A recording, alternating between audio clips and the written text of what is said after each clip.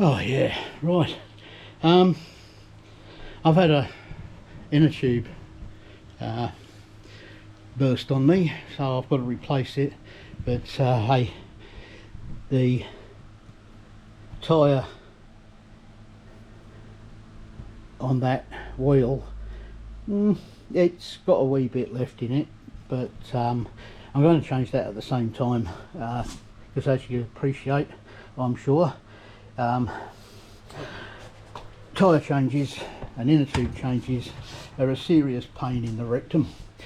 So it's been a long time since I changed a tyre of any variety,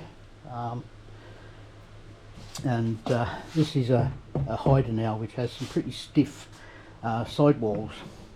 So I did a bit of research to find out, because previously I had never seen this end on a tyre lever.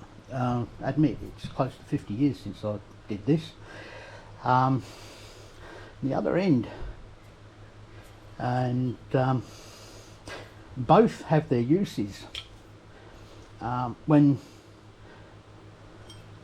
you're working with something tight, this end can go over the edge of the wheel rim and give you some leverage there without catching a whole lot of other stuff along the way, like your inner tube. It can also fit there, and I can tell you now that using that side to remove the second side of the tyre, i.e. you've already pulled this off the wheel and you've taken out the inner tube, and you can use that with the rim being your fulcrum, and it's as easy as, I tell you.